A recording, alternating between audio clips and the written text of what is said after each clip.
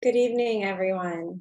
We begin by acknowledging that the Wiseman Art Museum is located on the traditional and contemporary land of the Dakota people. We aspire to honor and respect the Indigenous peoples, past, present, and future, by incorporating Indigenous knowledge in our work and establishing meaningful reciprocal relationships with the carriers of Indigenous knowledge and with communities. I'm Jamie Young, Director of Education at the Wiseman Art Museum. I am a white woman with long brown hair and brown framed glasses, a black shirt and a white sweater on. I'm in my office that has some desk materials next to me and a black and white painting behind me. Today's program features artists Liza Sylvestre, Christopher Robert Jones, Kristin Lantz, and Carmen Papalia. They are brought into conversation as part of the Wiseman Art Museum's Accessibility Initiative.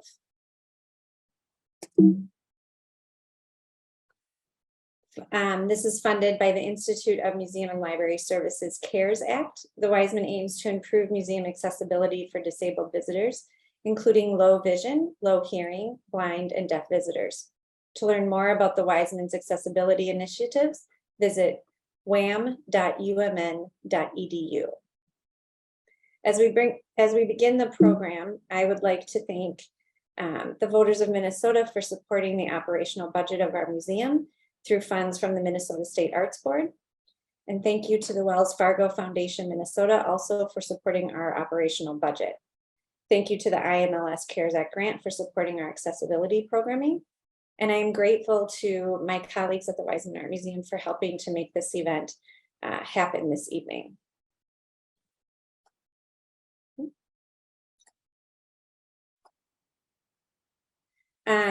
Throughout our conversation, we invite you to submit your questions and thoughts through the Q&A feature at the bottom of your Zoom screen. We will respond to your question in the Q&A period after the presentation. You may upvote the questions you're interested in by clicking the like button, and questions with more votes will rise to the top of the queue. We will be recording tonight's event and it will be posted to the Wiseman's YouTube channel. Live captioning is an option that you can select to have visible. To turn on live captioning, select Show Subtitles in the drop-down menu under the Live Transcription tab at the bottom of your Zoom screen. ASL interpretation will be provided throughout the program. And now I'm pleased to introduce our panelists for the evening. Liza Sylvestre, Shevae is a multimedia artist whose work has been shown at venues internationally. Sylvester previously was an artist in residence at the Wiseman Art Museum and at the Center for Applied and Translational Sensory Science, CATS. Sylvester is currently Research Assistant Professor in the College of Fine and Applied Arts at the University of Illinois, Urbana-Champaign, where they co-founded the initiative Cripistemology and the Arts. Christopher Robert Jones, they, them, is an artist and writer based in Illinois. Their research revolves around the failure or malfunctioning of the body and how those experiences are situated at points of intersection between queer and cripastric discourses. They are currently Research Assistant Professor in the College of Fine and Applied Arts at the University of Illinois, Urbana-Champaign, where they co-founded the initiative Cripistemology and the Arts. Kristin Lantz, Shevae, is an artist and curator whose work is concerned with the cultural implications of caregiving. Before becoming a mother, she was the program's coordinator at Gallery Gachet, a collectively run space in Vancouver's downtown east side that is dedicated to demystifying issues related to mental health and social marginalization. Kristin currently works with her partner, Carmen Papalia, as a collaborator and arts manager. Carmen Papalia, he, him, is a non-visual social practice artist with chronic and episodic pain.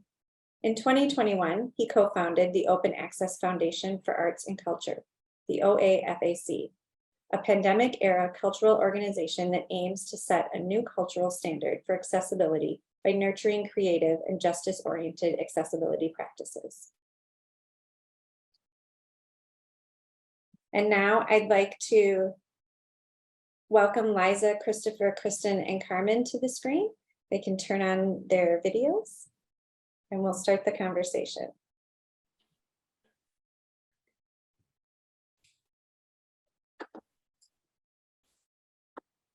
Thanks so much, Jamie. This is Liza speaking. I think I'm up on the screen now. Can everyone see me and hear me? Okay.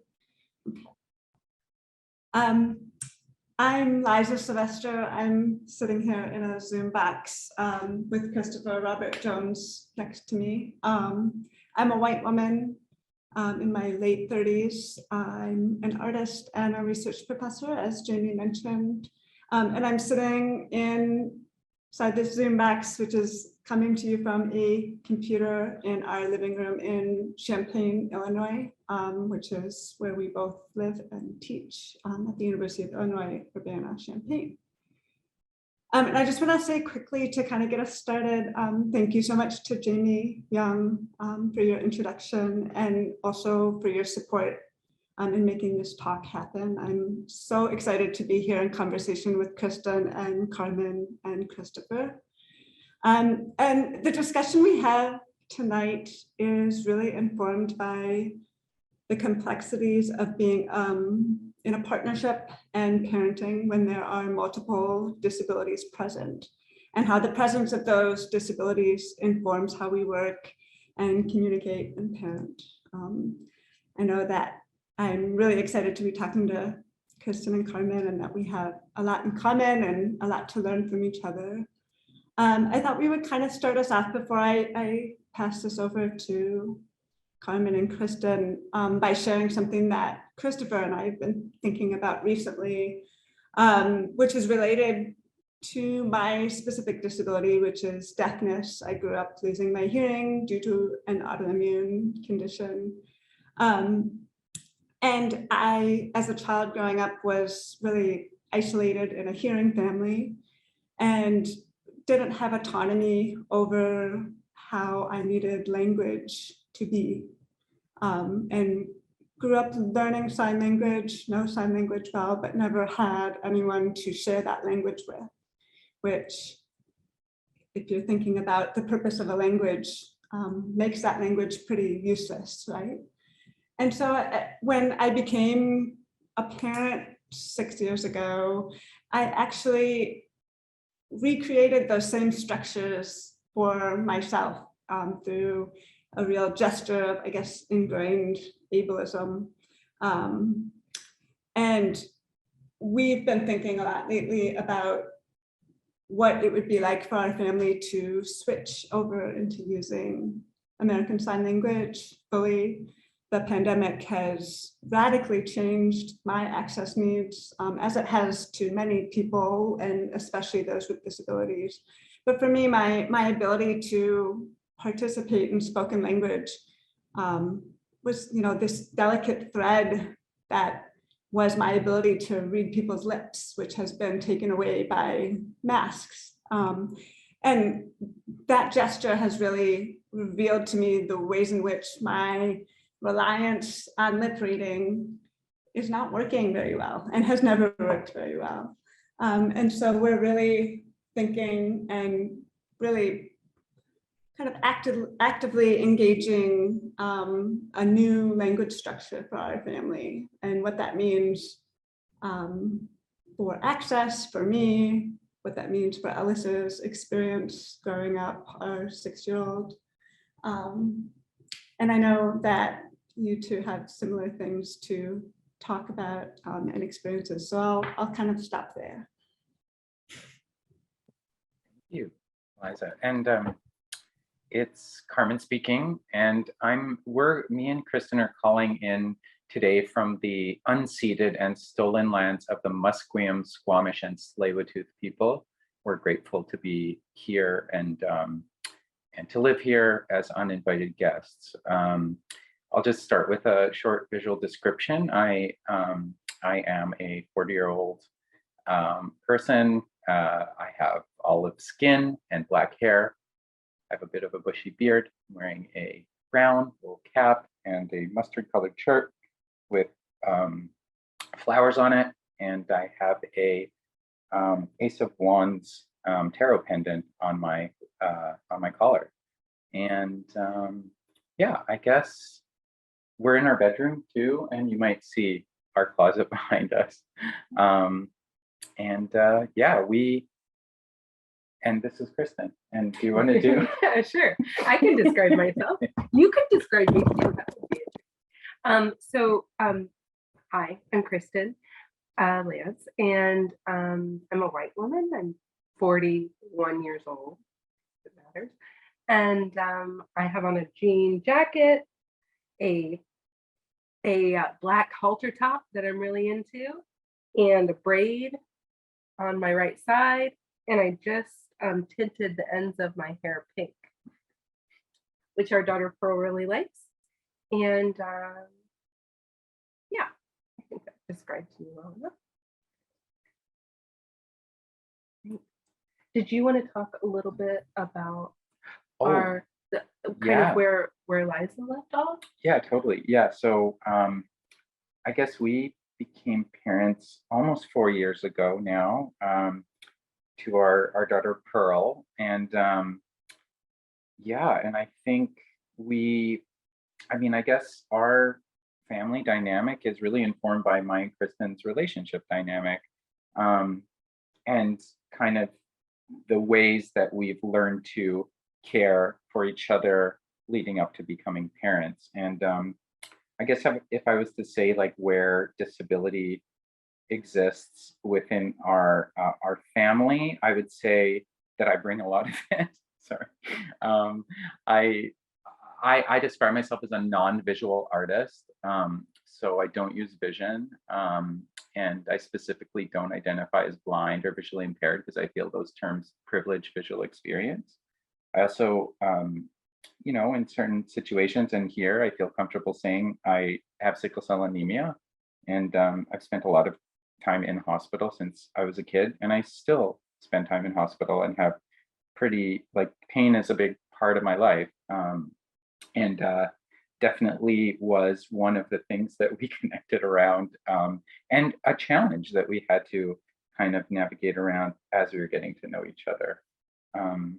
And I think it only grows once we started being Pearl's parents too. So Yeah, it grows and it turns into different things, and you see it. You see the ways that our relationships and the ways that we've connected through and with disability. I mean, I myself I have mental health needs around my depression and anxiety, and it requires Carmen and I to be in communication in different ways depending on the state of that. I think that we have been continuously growing in the process of figuring out how those things evolve. And it's really interesting to see how Pearl evolves within the dynamics of those things. And Carmen and I were talking about something earlier because we were talking about the creative potential of disability. And that's something that I just heard Liza and Christopher talking about in terms of creating their own language or their own family dynamic that is more inclusive of a language that everyone in the family can that can serve everyone in the family a bit better. And so how do you use those radical potentials to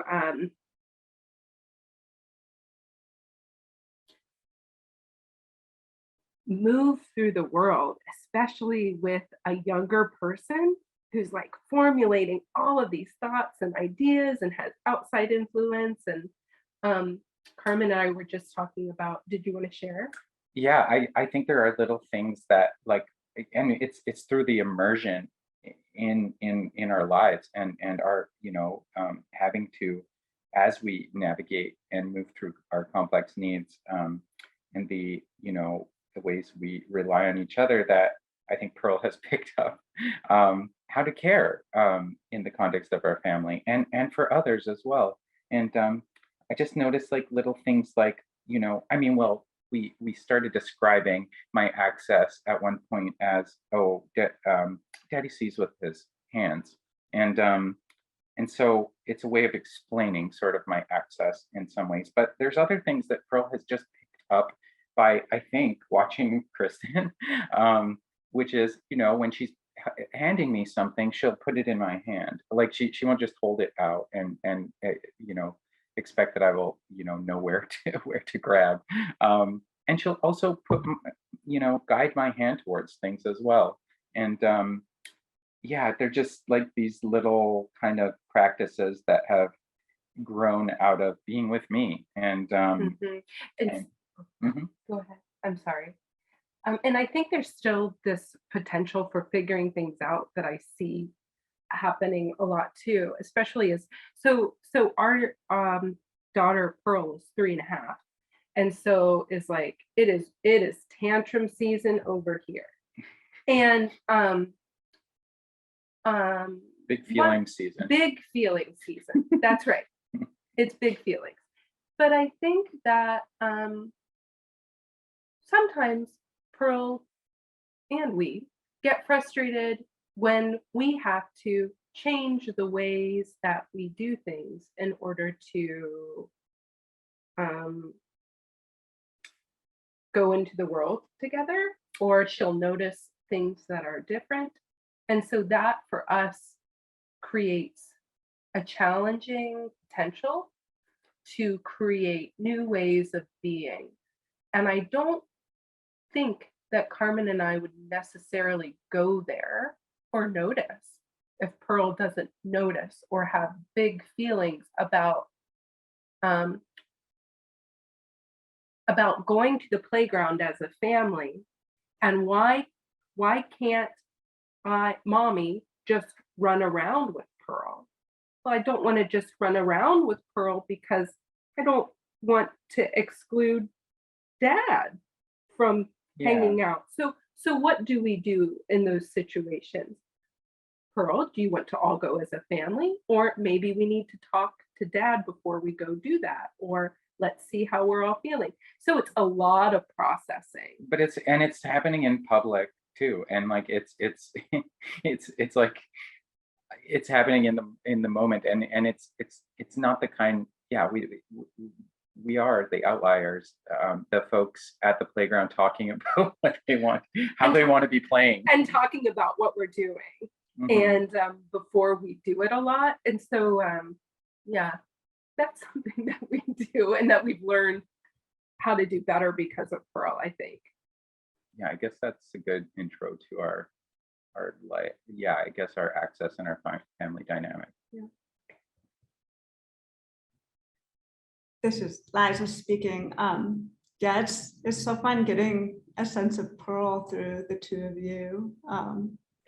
I hope we get to meet her someday.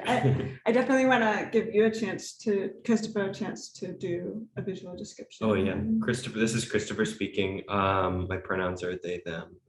I'm a white person with short brown hair, circle-rimmed glasses, mustache, a dark blue t-shirt, and I'm wearing sort of black over-the-ear headphones. Yeah, so much of that I feel like resonates what you're both talking about with our experience of kind of being in the world, and that I guess I'm thinking of the ways that we communicate, and there's a certain openness to the dialogue between the three of us here in the house that I'm not sure exactly how to explain, other than there's sort of the sensitivities are raised. Like we're constantly in this mode of being sensitive to everyone else's needs. And then when I noticed that so in such a stark kind of contrast to being in the world, or what it's like to be in the world, is like going to places like the playground, and that sensitivity becomes overwhelming in many ways. And yeah, even maybe a separator at times, or I guess I noticed that with the kids anyway. And Ellis has been in kindergarten this year, which is really I guess the first year that they've actually been in school since the pandemic. And then somebody in the chat was asking, same screen, Kristin, that's Kristin. Sorry, I shouldn't be reading the chat. Anyway, it's the first year that Ellis is in school, and just the amount of, and the way that they learn distinctions between things based on, you know, the this and that, the binary, the opposition, that in so many ways totally kind of forecloses on that sensitivity, or it doesn't allow that sensitivity to you know, really productively question the borders between, you know, the function of a border, or the function of and I guess the messiness of the, you know, intersecting needs at times. And that it's just, I don't know, it's so interesting for me, just the way that from the kind of conversational mode, or that moving through the way that we are, you know, configuring access from moment to moment in our own house, then moving out into the world. And it can be such like a I don't know, stark contrast, I guess is what I'm saying. Yeah. But yeah, anyway. Yeah, totally. And you used a term that I'm not familiar with, and I'm gonna just ask. You said separator. What's a separator?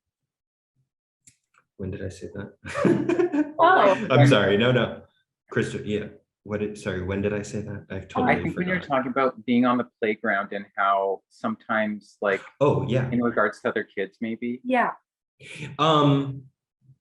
Like, I noticed the way that I guess, and it's probably not nice of me to presume the way that the other children are kind of relating to each other, but there's a kind of a flow that they've sort of maybe dropped into the kind of the order of things. Yeah. And that there's a little bit of like this kind of clunky adjustment where they're, you know, maybe they're even more adept at falling into those hierarchies of, you know, those patterns or hierarchies, I guess, of I don't know, that we all absorb it when we're, you know, socialized in the traditional ways. Totally. Yeah. Anyway, sorry. Yeah, no, I'm relating. I think we're relating a lot to what you're saying. So when I hear different terms, I'm like, yes. Oh, totally. We were just talking about this before the conversation too, and how, like, with our like, just like an expansive, like, a concept of what bodies can do, or what the various kinds of people there are in the world, or you know, or ways to do things too. Yeah, ways to do things. So it's like, challenging ideas of normal. And I definitely feel like we, you know, Pearl's in this age of like questioning, asking so many questions. And Kristin was sharing that the other day. She was just like, and I think this has to just do with, she hasn't had exposure to certain ways of being. And she's like, kind of just like, you know, oh, that's silly. People can't eat with their feet, you know? And then Kristin was like, actually, you know, they can, and they can paint with their feet, and they can, you know, do all sorts of things with their feet. And that led to painting in the yard with our feet. And then getting completely naked and painting her whole body. So I mean, it turned into something very creative. But also, like, I think that the challenge can be to answer those questions in a way that may not be the norm. Especially when she comes into sorting through knowledge and rules and how things work and how things are supposed to work. And there's, I think, with those those norms, I think we don't minimize or reduce, or like we try to like give, pearl the details. Like, we don't want to limit like the explanation of, X, topic or whatever, within reason. But yeah, like I guess, yeah, with the rules, we're flexible. Like I don't know. Sorry, I guess that line, that thread is, I'd like to pass it maybe back to you and see, Liza, if you have anything that that sparks for you, like around rules in the family, and how, like, I think we're very just open to various ways of being. So when Pearl's being like kind of creative, we'll say, we're cool with that. And yeah, I guess it just comes off. And I mean, we're also interested, we've worked in, Kristin and I mean, Kristin more so than myself was involved with this youth run space called the Purple Thistle Center in Vancouver a while back. And it was run by a youth collective. And you knew that you were taking up space there as an adult. You had to be invited in through like building trust with the youth collective. And yeah, it really taught me to like that. I think a lot of the issues that kids deal with in ways that they're just spoken down to by adults is some of the same stuff that I deal with as a disabled person, like around my own agency and autonomy, and yeah, dignity too. Yeah. Yeah, this is Liza speaking, and I want to remind us to state our names before we're speaking, just to make sure we're thinking of the people in the audience as well. That was Carmen Papalia just finished speaking, and now this is Liza speaking. Yeah, it's so complicated. I feel like this bumps up against a lot of the conversations, oddly, that I'm having in institutional spaces right now, because the approach is like, often, do you demand access by essentially legally demanding access, or do you try to create sort of a system within a system that's not accessible that incorporates access in some way? And that's a whole other conversation, but oddly, this conversation is making me think about that. And I think especially with school, and in terms of rules, it's so slippery, right? Because there are certain things that Ellis and Christopher, as hearing people, need to do in a very sort of strict way in order for me to have access. Like, Ellis does need to come around to the front of me and make sure I can see Ellis's lips. Ellis cannot yell at me from another room. Christopher cannot yell at me from another room. If we're going on a family walk together, we might not be able to talk because the wind in my cochlear implant makes my cochlear implant useless. So I don't know, absolutely. I mean, and I think we're all saying the same thing here, but I'm also like, I guess newly, after kind of being burned by the institution this past couple of years, understanding the value of enforcing rules when it comes to access, and how sometimes, and I'm taking us in a different direction here, and we should bring it back to families because I think that's maybe more interesting, but how sometimes rule making is radical accessibility. And I know, Carmen, you and Kristin have done amazing things around open access. And I wonder if you could maybe share a little bit about how you approach access rules in a specific space, and understanding, and what I appreciate so much about the work you do, that access needs change all the time, and there isn't one solution to accessibility. Yeah, Carmen speaking. Yeah, so accessibility for me is an ongoing effort that is guided by the needs in the room at any given time. So I think like the better question, I mean, for one, I think of accessibility like via compliance with, law or policy as, I mean, the things that we have because of, legislation like the ADA as the ground floor. That's like what we need to show up and navigate the space. So I think more about how, like, can a space support disability culture? Is the lives and the complexities of disabled people, and usually, yeah, it's hard to find a place that does, and on an ongoing basis. So I think, the places that I felt that can do that are more like scrappy kind of grassroots spaces that are dedicated to like disability justice, for example, or that are disability led. And like when you enter an institution like a museum, like there's hardly like another person like you there. So like it's definitely not a place that is oriented around the realities of a disabled body. And I think what we're talking about here is, yeah, do we like how much do we assimilate into non-disabled culture, ourselves and within our family unit, and when we're around like normie culture?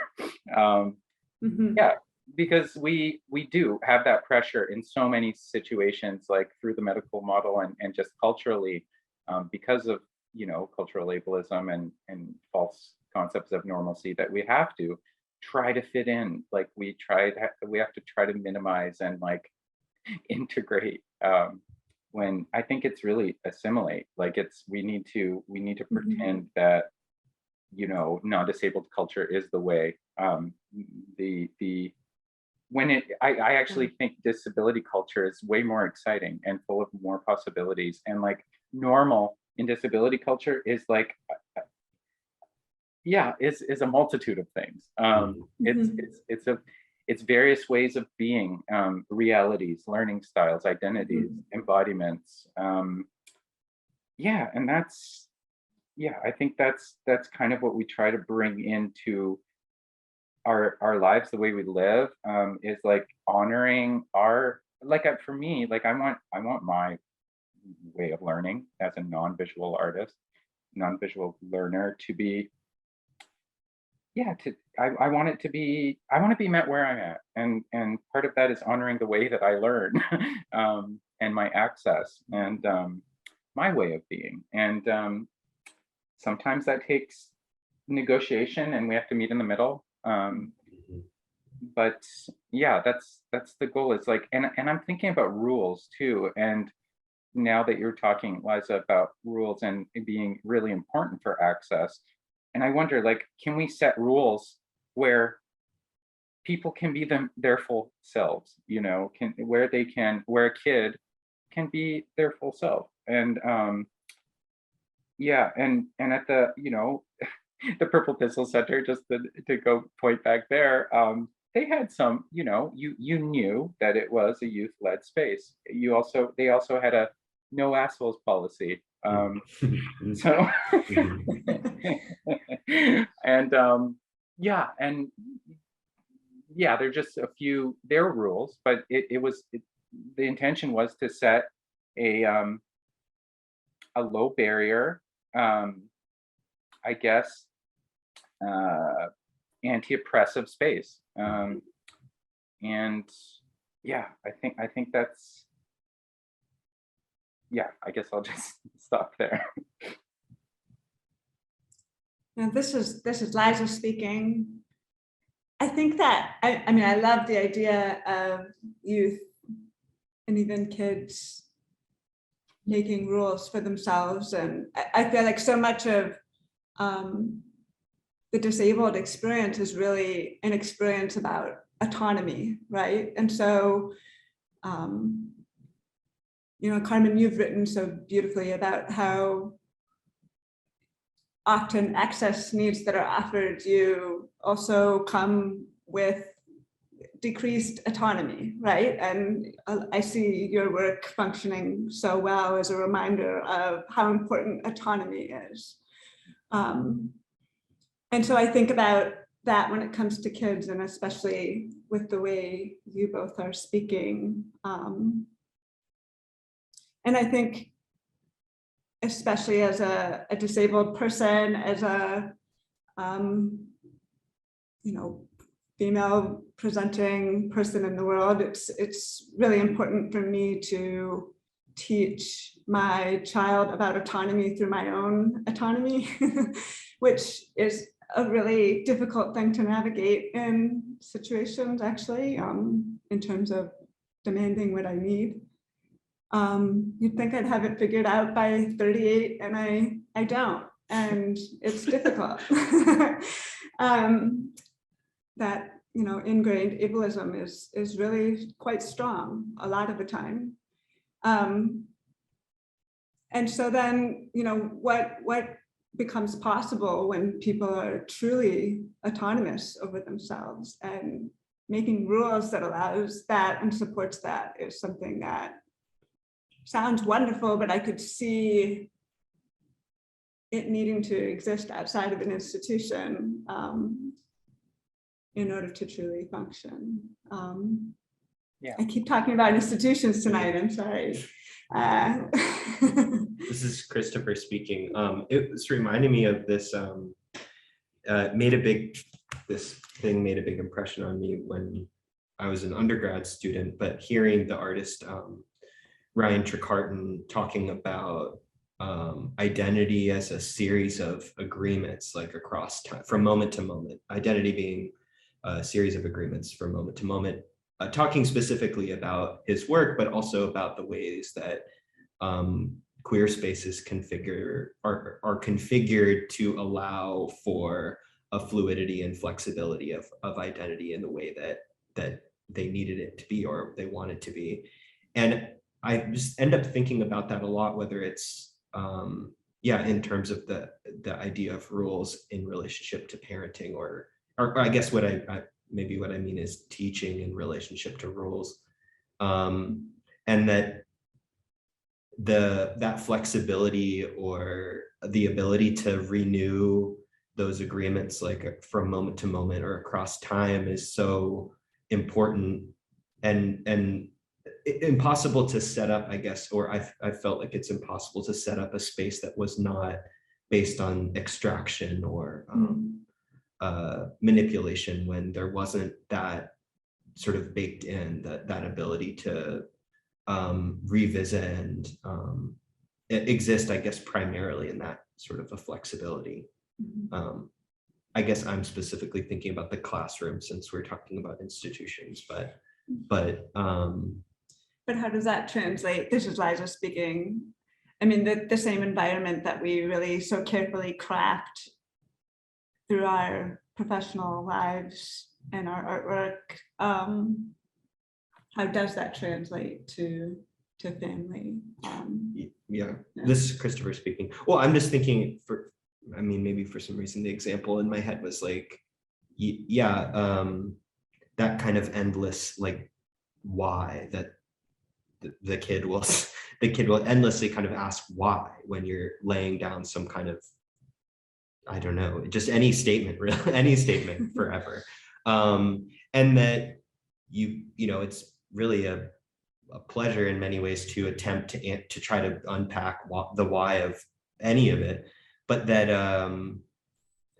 also, I guess I think about if they're asking why about something that a subject, for instance, that maybe I've deemed as like is maybe an inappropriate for the age level, or the subject matter is too heavy or too complicated for them to maybe fully comprehend, and it might, anyway, whatever, doing some damage assessment of that, instead of just saying, I don't know, maybe like a sweeping just because, or like shutting it down.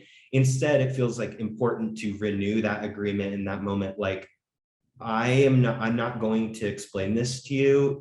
Like we have to trust each other that I will, or we will revisit this when appropriate, and that this is like, I guess you can explain around that, like that I'm trying to make this decision for us out of care or consideration for the both of us, and it's not about a power differential and denying that, even though we're stepping into the mud of that power differential, even though I'm yeah, it's even though it's uneven, like trying to anyway.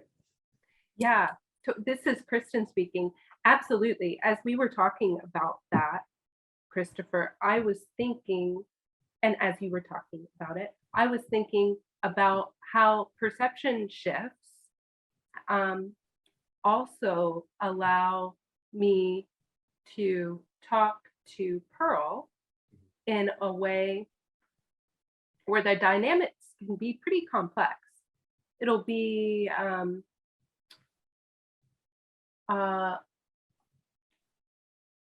Mom, why is there a bird that's flat on the ground without a head? And like this came up. Yeah. Came up. And so, you know, we talked about it for a little while and she had lots of questions. And I said, oh, that bird is no longer living. And she goes, what happened to it? Oh, I don't know what happened to it. Did someone do that to it? Oh, I don't know. But I was thinking about the complexities of answering that question in a truthful way with her, where I could even say, you know, I'm not too sure how to answer that question, Pearl. Could we talk about it later? Or could we ask someone else about it? So things like that. And I noticed that too, as we strive for thinking about autonomy, thinking about the ways that we are interdependent, but responding to each other's needs, and how imperfect that moment can be, and how messy that moment can be. And it's very hard, forgive the metaphor, it's very hard to build a building if it's really messy and the plans are really messy and you're not too sure how to do it. And I think that we can lose something when we try to recreate a perfect, accessible moment, because we're thinking about, this is something that I'm thinking about in my own life, is that the mess is okay. Humanity is okay. Humanity allows us to connect. And when we start to take out those or try to recreate that moment, it's very hard to get back to. It's because it's not perfect. Like when Carmen and Pearl and I crossed the street, Carmen will be on, or I'll be holding on to Carmen's elbow, or he'll be holding on to mine. Pearl will be on the in front of us, and sometimes Carmen will use his cane. Sometimes Pearl will drop something. Sometimes she'll have some big feelings and need to stop in the middle of the street. So, you know, how do I respond to that? Or how do we respond to that? Sometimes I have so much anxiety that I just can't. And, you know, Carmen will have to take the lead, or say, hey, we gotta go. So, and yeah, I think about how that can relate to the idea of creating something that's an institution or institutionalized, and what that does, and what our motivations are. I sometimes imagine the perfect traveling scenario for our family. I can get really lost in it. You know, the perfect experience through security. Nobody, you know,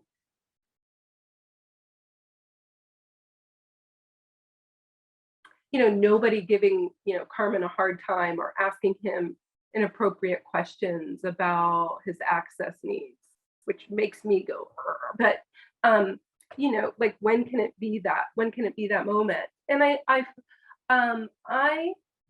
just now thought, you know, it can be not perfect, but in our interdependence as a family and in our relationships and in growing together, we can get by that. Like we can get by that uncomfortable moment. That's Carmen speaking. Yeah, that's like the safety net, is that interdependence, I think. And just your example of crossing the street, it's interesting how like we are an interdependent organism as a family unit traveling in public. And sometimes Pearl takes the lead, sometimes you take the lead, sometimes I take the lead. And I love that, you know, the care dynamic that we're used to with institutionalized care, care that's provided by institutions, it's usually, especially within the medical system, a one-way relationship. It's like you are the recipient, you have to be grateful for having it, you know, if you can get it. And in this family dynamic, I think when we treat care maybe collectively or interdependently, I think it can be reciprocal, it can be mutual, it can change. Maybe it can change based on, like the messiness actually is exciting for me because there's more possibilities for flexibility there. This is Kristin talking, but I get really frustrated with it sometimes because the messiness is real, and it is it throws a lot of my preconceived notions of sort of success or what needs to happen into question. And that's a lot of pressure I put on myself. And I think that a lot of people who have to do things differently in order to live have to like go through. And it's I don't know what that means. Well, Carmen speaking, I think it's just challenging these notions of like, oh, we're radically independent. And you know that success is when one person is elevated for what they've done. When treating it as a collective effort, like just, you know, addresses some of those hierarchies and those kind of and I don't know, I think I thought and I knew that care was best approached collectively before having a kid, but now we're in so much practice, you know, and like most of the spaces that we've participated in and worked at have been collectively run. And with Gallery Gachet, for example, where Kristin worked in the downtown east side, it was a collectively run gallery with a mental health focus. That was, you know, started with the premise of, yes, like some of us are anti-psychiatry and some of us have been harmed by institutions. And we're kind of banding together around this idea that there are different ways of being. We don't have to fit in. It's okay to be a bad crip. So where was I going with this? But well, I don't know, I guess getting practice being in a collective maybe is what I'm taking away from this conversation, is that's what your family gives you, especially if you are in a family with complicated needs. End of thought, and I'm going to pass it back to you too. This is Christopher speaking. No, I mean, and I like that a lot, and I guess I'm thinking about that messiness and how I don't know how beneficial that messiness within the kind of a family negotiation of trust and access and all those kinds of things can be, in the way that that I guess maybe the experience with the child is that it can renew some of those.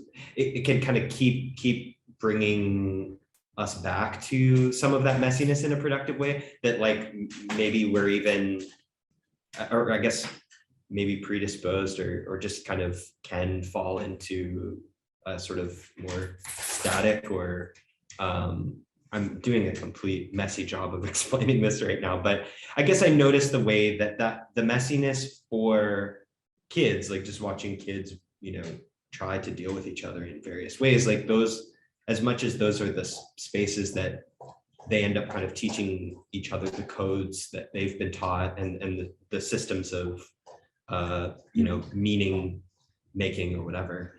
Those are also potentially the places that they imagine themselves and their relationships to one another, and also their futures and their collective future, like whether or not that future is collective or individual based. And that I guess I just think about when those messy moments are occurring, you know, with us collectively together, that, you know, not to dismiss how difficult those moments can be at times, but they're also, I guess those like touchstones or moments of being able to kind of touch back or to that collectivity versus, you know, three individuals. Anyway, yeah. Kristin speaking. Oh, Liza. No, you go ahead, Kristin. Are you sure? I'm sure. I'm negotiating a dog that's drinking loudly next to us. Apologies about that. Okay, no problem. Kristin speaking. Yeah, I think that thinking about, we're talking about messiness, and we're talking about kids and them negotiating the messiness, and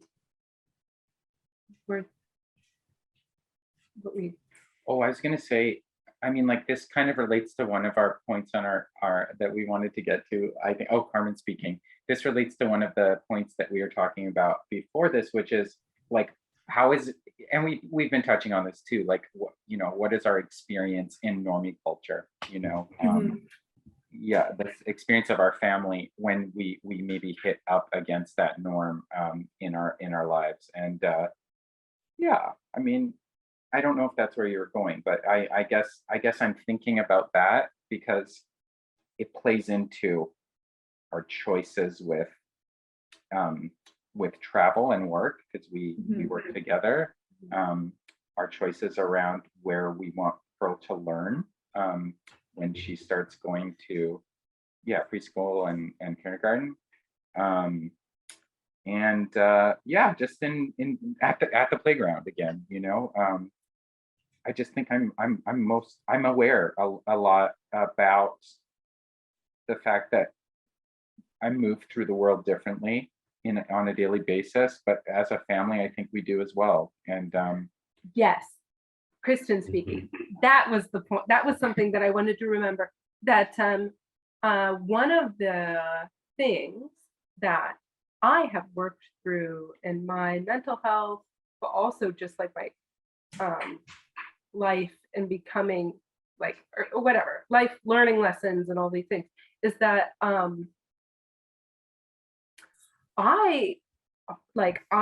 personally, this is me taking responsibility, I personally hold a lot of like ableist notions and fantasies about what I think because of the way I grew up. And like, so there's a lot of like unlearning to be done as I'm learning a lot of new things.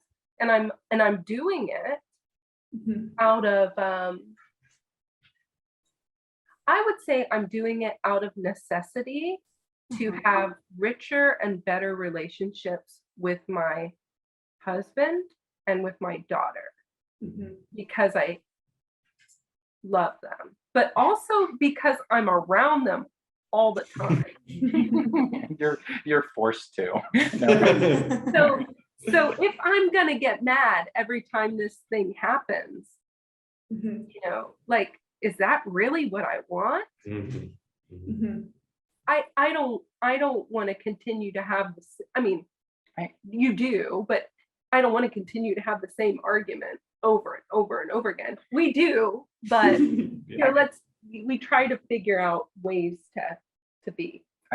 Carmen speaking very quickly. Like I remember when we were talking before this conversation, Liza and Christopher, we were talking about how, like, are we like? I mean, it's weird to think, but like it becomes more and more apparent. Like when maybe this is our playground, but like, are we the wokest parents at the playground? Or, I mean, sometimes with the bad crypt thing, like I feel like I've been an uncompliant patient, someone who just didn't fit in within the medical system, and my kind of the failures that I've experienced there. And sometimes it feels great to disrupt actually, and to be like, oh yeah, like we've come to a point in our family where we're okay taking up space. And I think there's some power there. I think I like that, being a disruptor sometimes in ways that, you know, where we can maybe challenge like people around us to think differently. And I mean, I get about learning, about ways of being, and you know, not that I want to be like a lesson all the time for other people, but I guess I learned that too, just seeing a bunch of deschoolers at the Thistle, or like, and how, yeah, that learning community operated. Yeah, and there's definitely a lot of unlearning that happens before you can actually be a supportive, like support that type of learning, I guess. Kristin speaking here. That happens before and while it's going on. Okay.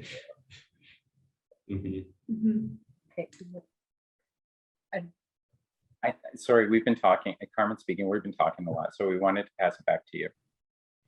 No, this is Liza speaking. I love it when you two talk. You have so much to offer and say on this subject. So thank you for talking. And I see Jamie turned Jamie's camera back on. So Jamie, do you wanna? Hi, yes, this is Jamie speaking. We've got some questions that have been coming in, and you're sort of touching on some of them, but I'd like to sort of clarify them and get a little bit more of a response from you all. One of the questions is, I'm curious about how access can be truly embraced by institutions. And could you maybe give some examples of what you've seen has worked in museums, and maybe that perfect scenario of a family experience in a museum? I feel like Carmen, you should answer this one, but I also am happy to speak too. I would love to hear yours first, Liza, and then maybe I can talk about museums and access a little. This is Liza speaking. My, how do I say this? I mean, Carmen has written about this, and so I feel like passing it to you, but okay. No, I can share this off, it's okay. I can be brave. Essentially, after working in a museum for 3 years, I am not certain that a museum can be an accessible space. I think that the hierarchies that define a museum as a museum will not lend themselves to true access. It can become ADA compliant, but that's a different thing than being a truly welcoming and accessible space to non-able-bodied, non-normative people. And I know there was a second part to that question, but it was the perfect family experience in a museum. What would that be? I mean, the other thing I'll add, this is Liza still speaking. A lot of the work that Christopher and I are doing here at the University of Illinois is around really dismantling the way art is taught and disseminated. because art is inherently ableist. And we kind of need to be real about that for there to be change. Art, for example, upholds a visual primacy and dominance in our culture, and a painting can never be accessible to an entire group of people that have vision loss and blindness. And that's just a fact. And I think that art can expand and bend. And I think what a museum can do is it can support the creation and the sharing of artwork that is made for non-normative people. That doesn't necessarily mean it needs to exclude anyone. It also doesn't necessarily mean that it needs to be accessible to everyone all the time. I think about this question a lot. I think about it in terms of equity a lot. I think that right now, artwork is being taught and produced for an able-bodied audience, and that we can still make some art for able-bodied people, but we also need to support the creation of artworks for non-able-bodied people, for non-normative people, which is, why I've wanted to support Carmen as an artist and in my own capacity and others, because I think that it's important and is a big violent gap in the art world. I mean, I'm sort of sick of talking about art and accessibility in polite terms. So if I had to think of a true museum experience that would be accessible, it would involve some conversation about that.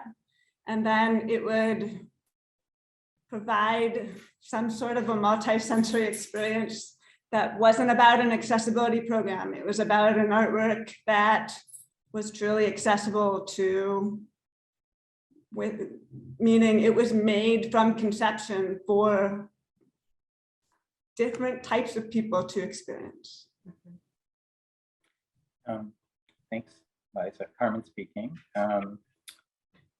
Yeah, I think we're similarly aligned on this question, and like I think for me, a museum, like as we understand them now, it can't be completely accessible, because like my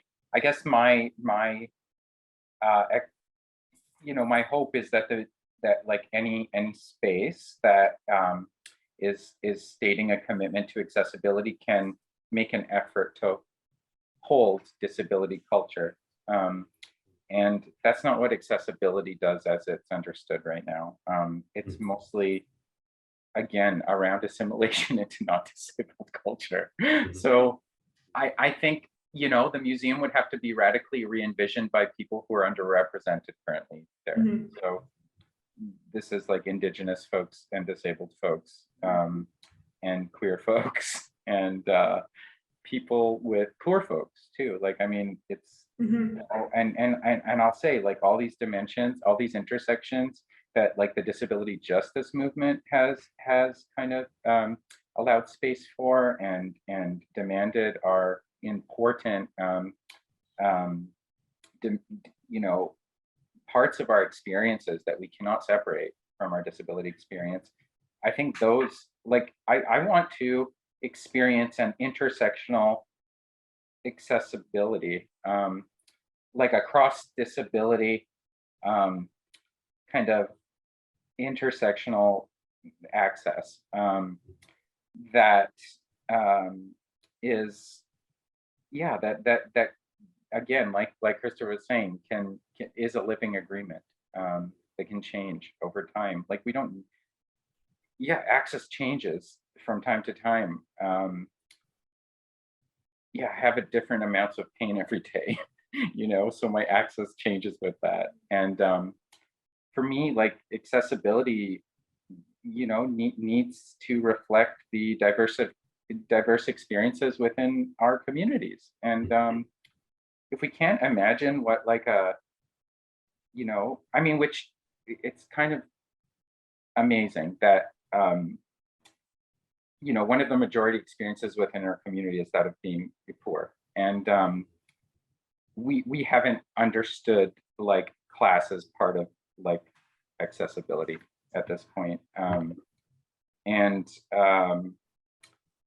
Yeah, I think we just have a lot of work to do in terms of the re-envisioning, because like for in a lot of ways, I think we were handed the system.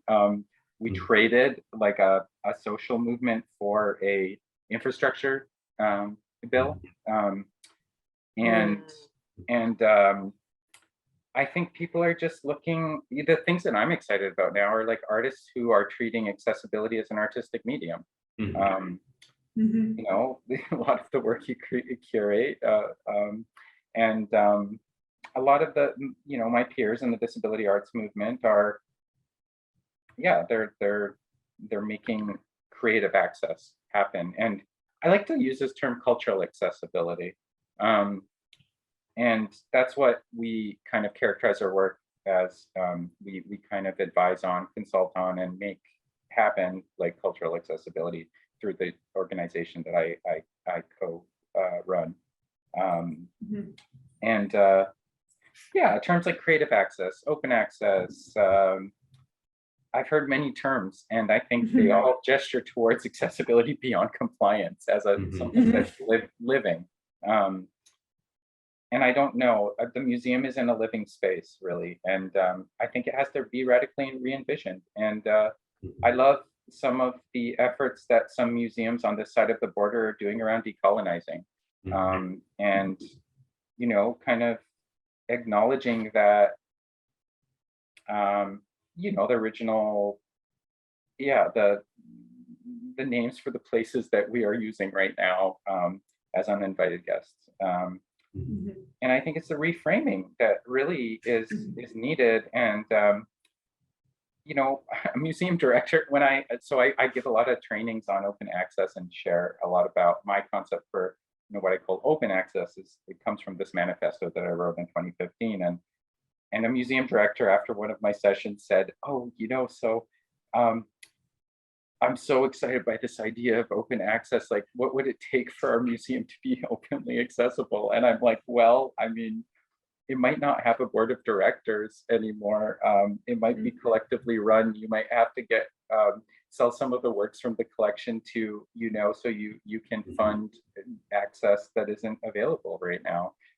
Your staff would have to change too to represent, you know, a diversity of experiences. So yeah, I mean, I guess I'm excited about some of that kind of work of like at the Mackenzie Art Gallery in Treaty 4 territory, also known as Regina, Saskatchewan. I've worked with them, and you know, their director John Hampton is NCAO is Indigenous, and he's one of a few, very few Indigenous museum directors. And when you have someone at the top that understands that the institution that he's head of is colonial enterprise, or at least carries that tradition and history that needs to be challenged on an ongoing basis, because these forms of oppression are embedded in our culture. It changes what that museum will become. I think. I hope. You know, it's yeah. I've done some work about accessibility with them too, and developing a new statement for accessibility that'll guide policy there. And yeah, I'm interested in, like, can we commission artists to produce policies at museums that actually reflect the kinds of experiences they want to have, or the forms of safety that they need. Yeah, and I'll leave it there. Kristin speaking here, and I just we've gone to quite a few museums or worked at museums, Carmen and I, and we've taken Pearl to a handful because of the pandemic. So, you know, we're kind of starting that up again slowly. But I think about what a perfect experience would be at a museum.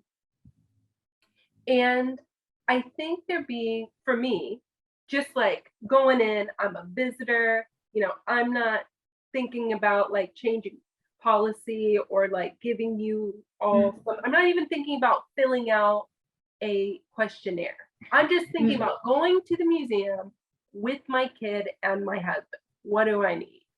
And I think a big thing that helps is like having a person that you know you can go to, whether it's somebody that was nice to you at the front entrance or something, or someone designated.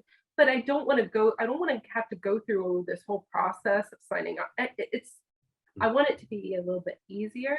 And I just want the idea of the perfect day at the museum not to even be there. I want someone to understand that I'm not going to have a perfect day at the museum. That parts of it are not going to be fun. When when we have to go up the escalator together, and like I've tripped Carmen and Pearl's running out, like it's not going to be perfect. But when I need a bathroom, that, you know, I mean, there are something when I need a bathroom, like, can I ask the security guard where the bathroom is so that my husband and I can go into the bathroom together? Things like that make a difference. Carmen speaking, like, what about security? I mean, security, let's rethink security and or get rid of it. Yeah. I think Kristin speaking, being like in the space and with other people and expecting things not to go perfectly does help.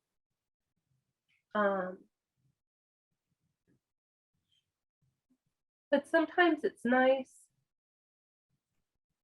not having to have to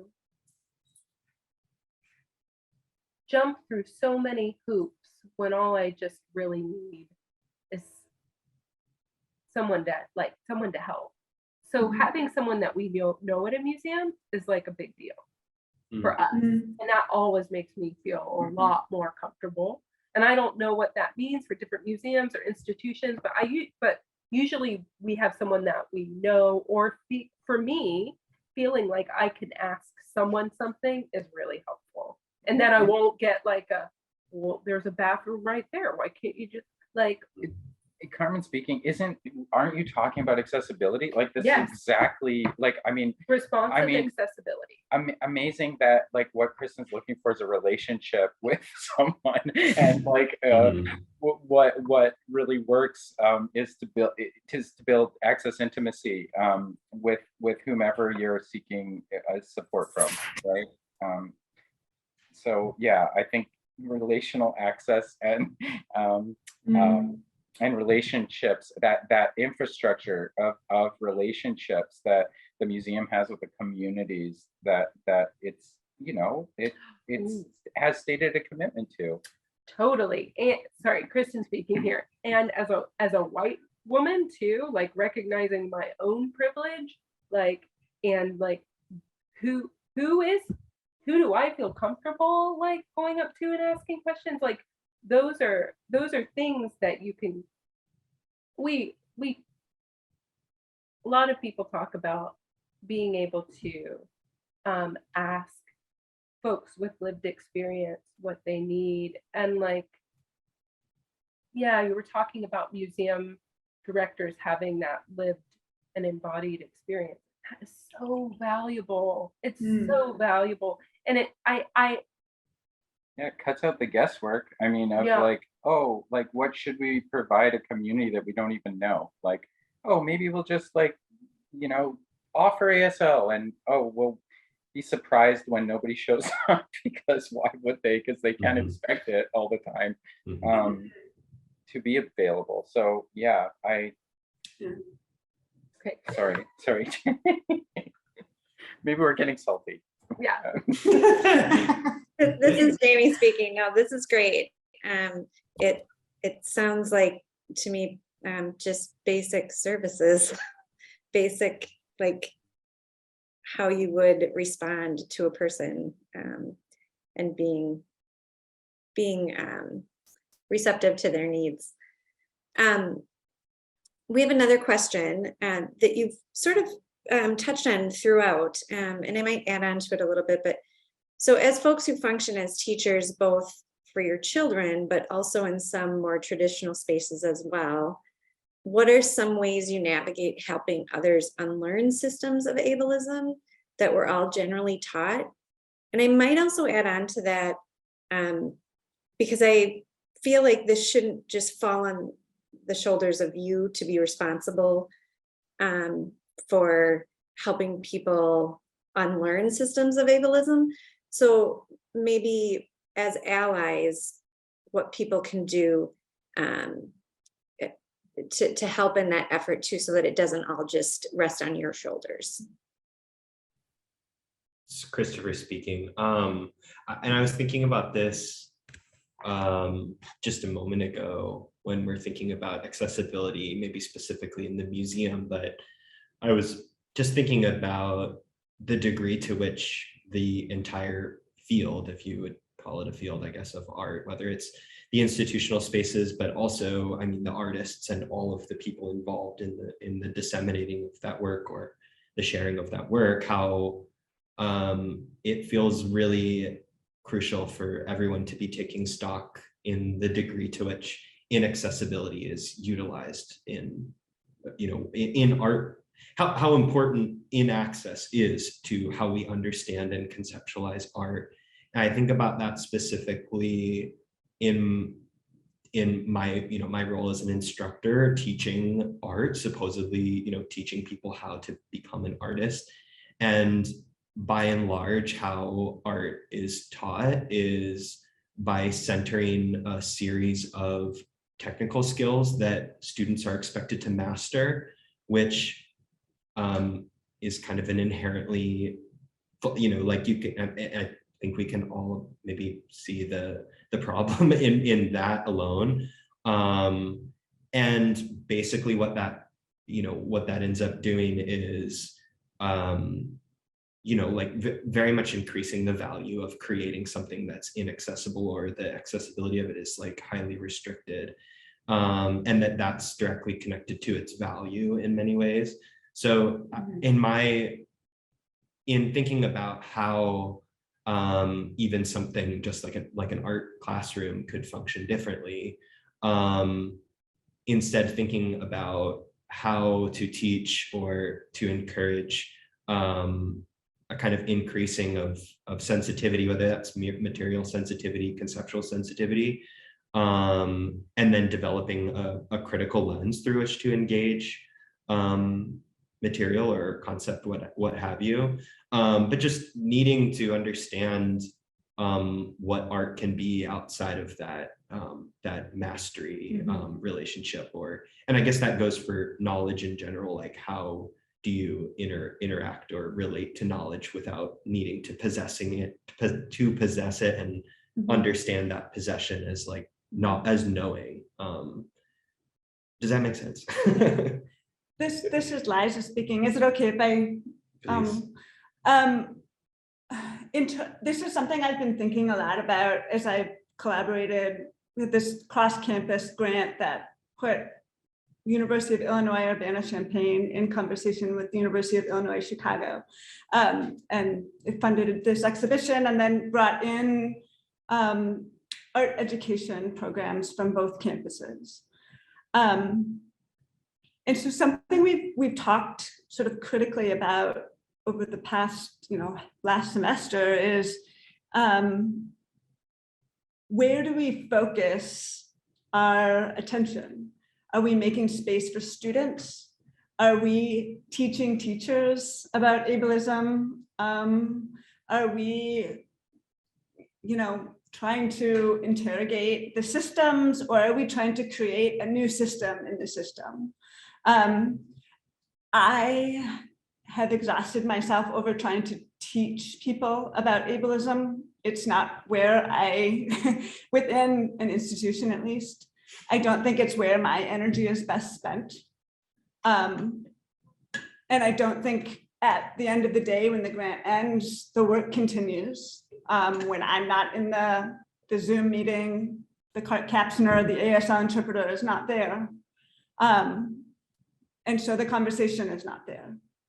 And so for me, I think where we're going is we're leading by example rather than in a different way, within the institution at least. I guess that's my answer to your question.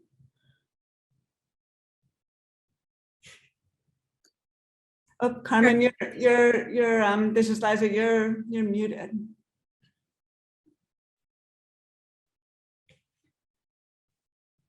Can you hear me now? Yeah, we can hear you now.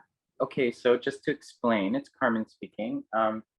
Little Pearl just got home, and Kristin she needs some comfort, I guess. So Kristin is talking with her.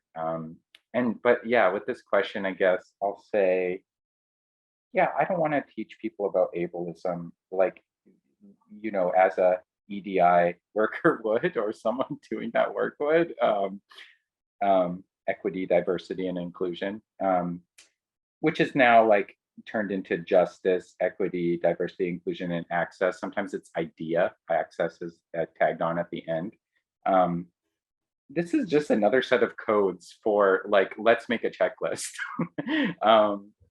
And I don't think, it's not that those like thinking about representation and inclusion, these things are not helpful and a good effort.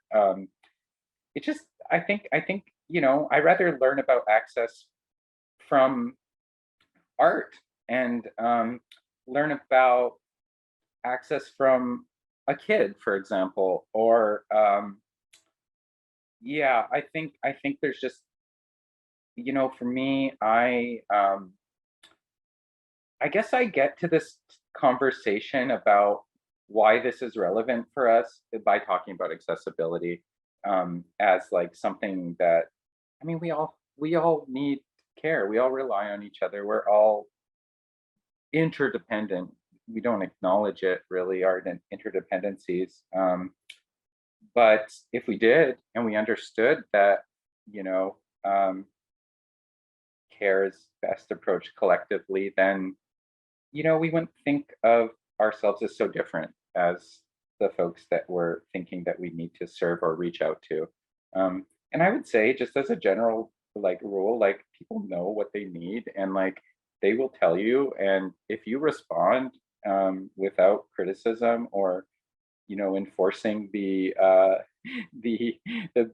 boundaries or barriers of the institution, it's likely to land somewhere that works, is workable.